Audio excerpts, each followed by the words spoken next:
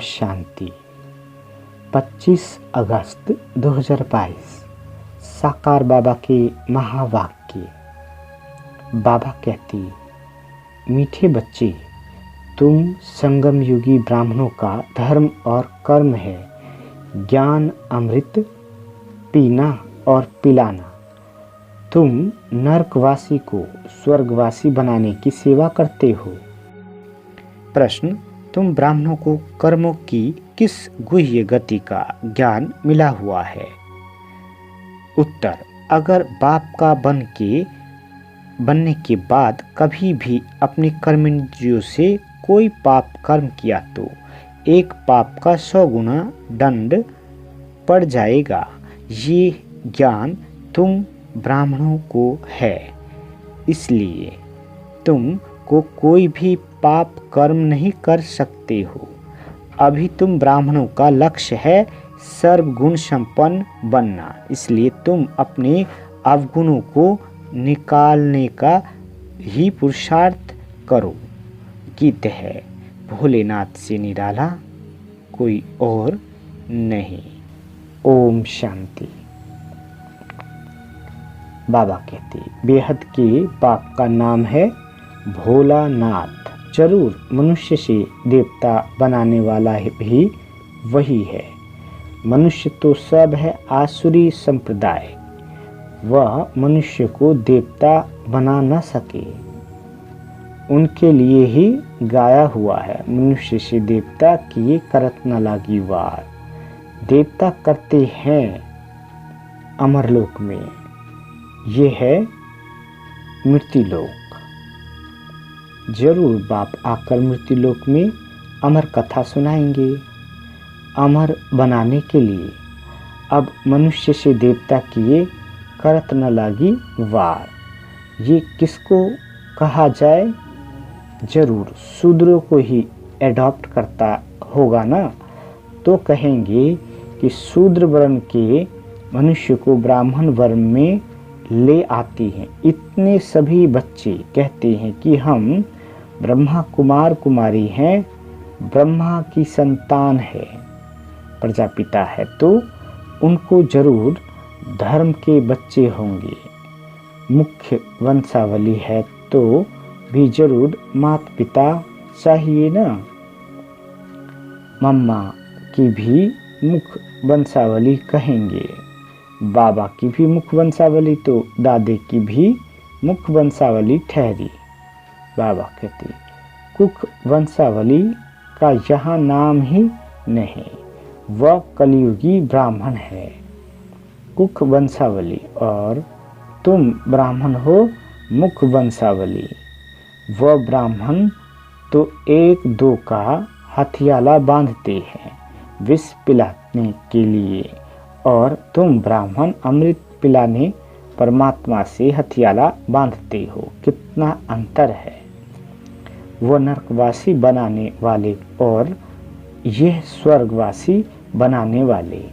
ज्ञान अमृत से मनुष्य से देवता बनते हैं, हम ईश्वर की औलाद बनते हैं, तो फिर मदद भी मिलती है। आगे और गले भी है, सगे और लगे भी है ना।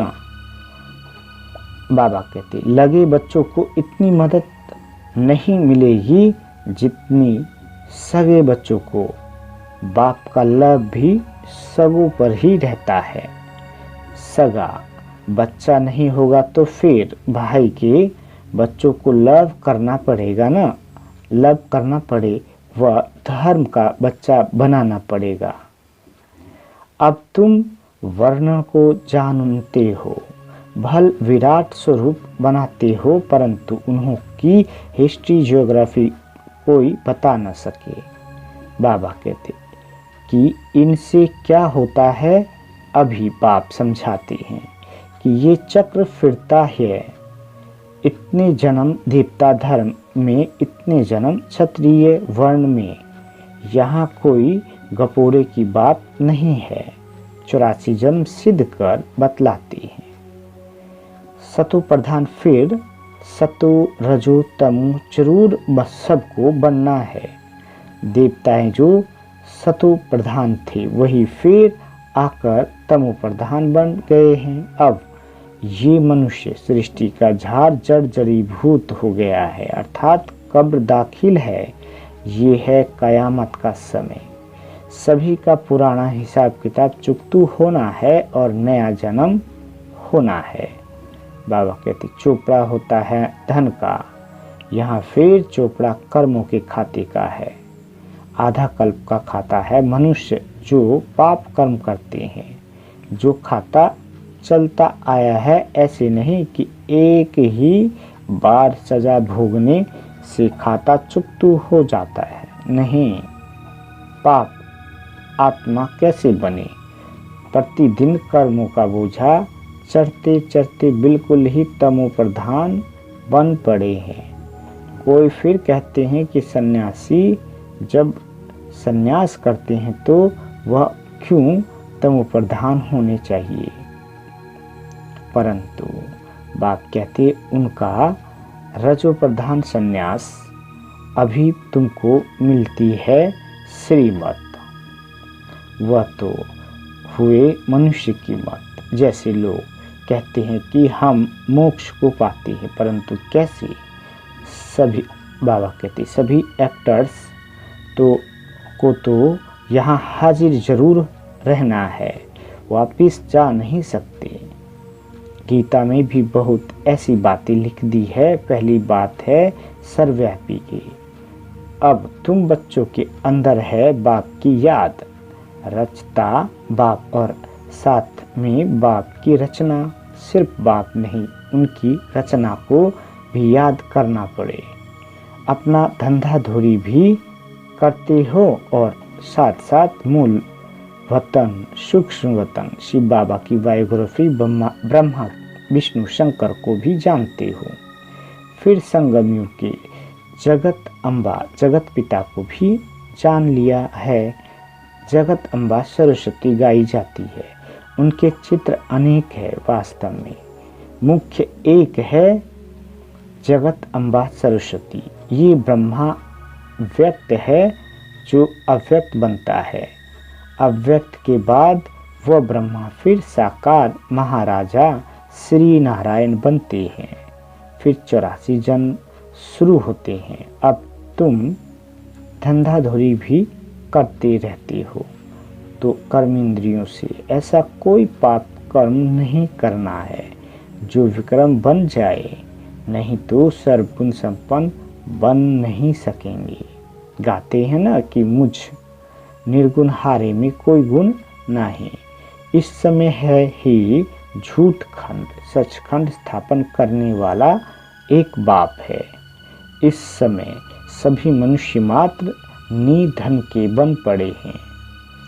अभी तुम बच्चों में कोई भी अवगुण नहीं होना चाहिए। सबसे पहला अवगुण है देह अभिमान का। देही अभिमानी बनने में बहुत मेहनत है। देह अभिमान के कारण ही और सब विकार आते हैं। अहंकार है पहला नंबर शत्रु। बाप डायरेक्ट कहते हैं कि लाडले बच्चे देह का अहंकार छोड़ो। मुझे तो देह है नहीं, मैं इन ऑर्गन्स द्वारा आकर बतलाता हूँ।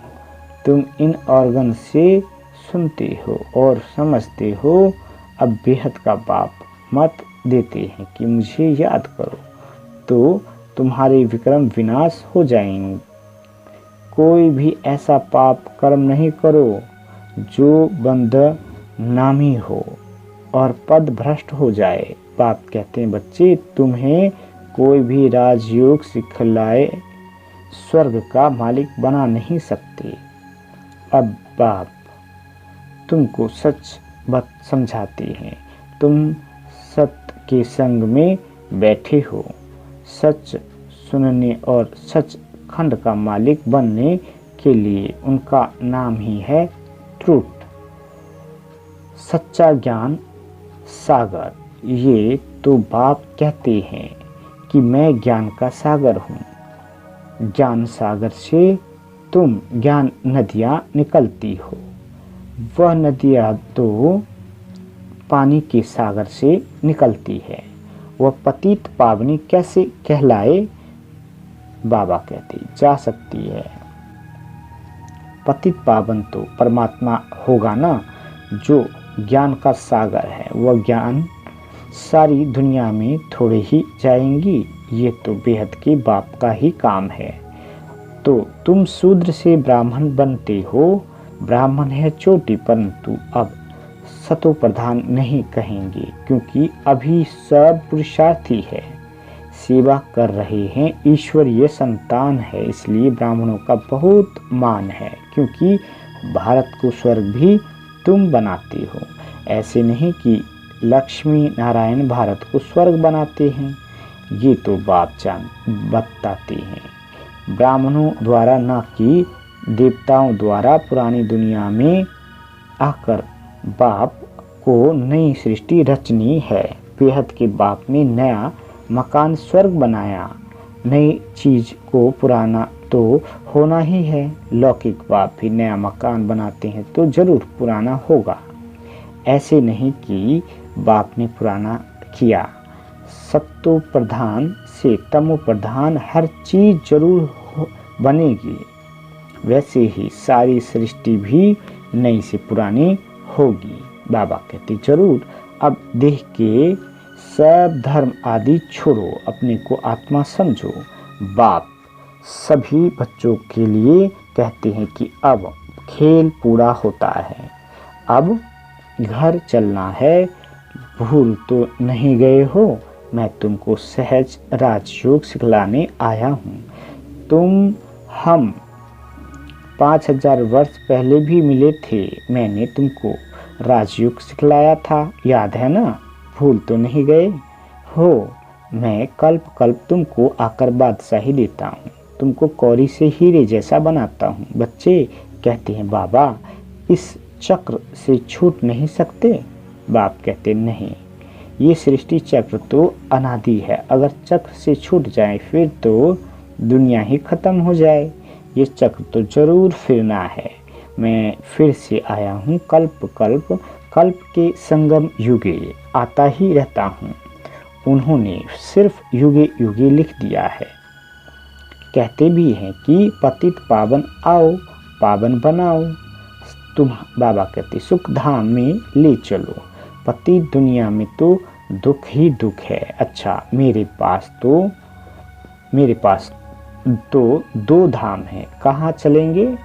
बाप कहते हैं सुख धाम में तो बहुत सुख है, और मुक्ति धाम में जाएंगे तो भी पार्ट में तो आना जरूर है, परंतु जब स्वर्ग पूरा हो जाए तब उतरेंगे। स्वर्ग में नहीं आएंगे। क्या तुमको स्वर्ग की इच्छा नहीं है? तुम नरक में माया के राज्य में ही आने चाहते हो। उस समय भी पहले सतो होगा, फिर रजो तमो होगा। जो पवित्र आत्मा आती है वह पहले दुख पा न सके। आने से ही थोड़े ही पाप करेंगे, परंतु आत्मा को सतो रजो तमो से पास करना है। इस चक्र को भी समझना है। अभी तुम फाइनल था, बाबा कहते अभी तुम फाइनल अवस्था में नहीं जा सकेंगे। स्कूल में भी 12 पास के बाद इम्तिहान फाइनल होता है ना। अंत में तुम्हारी अवस्था परिपक्व होगी। बहुत वृद्धि को पाएंगे। कितने सेंटर खुलते हैं। सेंटर के लिए तो बहुत कहते हैं, परंतु टीचर इतनी तैयार नहीं है। फर्स्ट क्लास गिफ्ट होती है अमृत वेला। कोई सवेरे नहीं आ सकते हैं तो लाचारी हालत में शाम को भी आवे। स्कूल में भी अभी 2 बार शिफ्ट होती है। अच्छा, बच्चों ने समझा? बाप सभी सेंटर के बच्चों को समझा रहे हैं। बच्चे रात को अपना रोज पोता मेल निकालो। तो आज हमारा रजिस्टर खराब तो नहीं हुआ है, कोई भूल तो नहीं की। फिर बाप से माफ़ी लेनी चाहिए। शिव बाबा हमको माफ़ करना। आप कितने मीठे हो। भगवान कहते हैं कि मैं तुमको मास्टर भगवान भगवती बनाता हूँ। स्वर्ग का तो मेरी आज्ञा मानो ना। नंबर 1 फरमान है कि देही अभिमानी बनो, विकार में मत जाना, ये महा दुश्मन है। इन पर जीत न पाई तो पद भ्रष्ट हो कुल कलंकित बन जाएंगे। माया बड़ी प्रबल है, लड़ाई है दीवे और तूफान की, इसमें तो बहादुरी दिखानी पड़े। हम बाप के बने हैं, फिर ये माया कैसे विघन डाल सकती है। हाँ, तूफान तो मचाएगी, परंतु कर्मेंद्रिय से कभी कोई विक्रम नहीं करना है। बहुत ऊंच पद मिलता है ना, बाबा कहते कुछ ख्याल भी करो। तुम किसको कहेंगे कि हम नरसिंह नारायण बनने के लिए पढ़ते हैं, तो सब हंसी उड़ाएंगे। यहाँ तो धारणा चाहिए, यहाँ तुमको पक्का करना है कि मैं तो आत्मा हूँ, तभी सतो प्रधान बन बाप के पास जाएंगे, फिर बाप स्वर्ग में भेज देंगे। अच्छा, मीठे मीठे स्किल दे नंबर वार पुरुषार्थ अनुसार बच्चों प्रति बाप दादा का याद प्यार और गुड मॉर्निंग। रूहानी बाप की रूहानी बच्चों को नमस्ते। हम रूहानी बच्चों की रूहानी माता पिता बाप दादा को याद प्यार गुड मॉर्निंग और नमस्ते मीठे बाबा नमस्ते। धारणा के लिए मुख्य सार। पहला पॉइंट, अपना रजिस्टर खराब ना हो इसका ध्यान रखना है। बाप की आज्ञा मान देही अभिमानी बनना है। कर्मेंद्रियों से कोई भी भूल नहीं करनी है। दूसरा पॉइंट, सर्वगुण संपन्न बनने के लिए कर्मेंद्रियों से ऐसा कोई पाप कर्म न हो जाए जिसका विक्रम बन जाए। पुराना हिसाब किताब चुकतू करना है।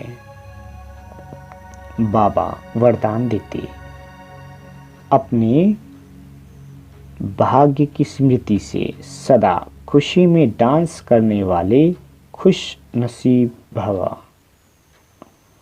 विस्तार है, अमृत वेले से रात तक आप ब्राह्मण बच्चों को जो श्रेष्ठ भाग मिला है उस भाग्य की लिस्ट सदा सामने रखो और यही गीत गाते रहो। वाह मेरा श्रेष्ठ भाग्य, जो भाग्य विधाता ही अपना हो गया। इसी नशे में सदा खुशी की डांस करते रहो। कुछ भी हो जाए, मरने तक भी की बात भी आ जाए, लेकिन खुशी नहीं जाए। शरीर चला जाए कोई हर्जा नहीं, लेकिन खुशी नहीं जाए।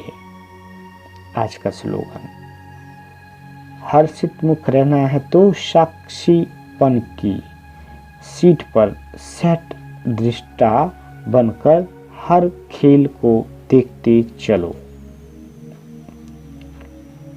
आज दादी प्रकाशमणि जी के 15वें स्मृति दिवस पर उनके अनमोल महावाक्य।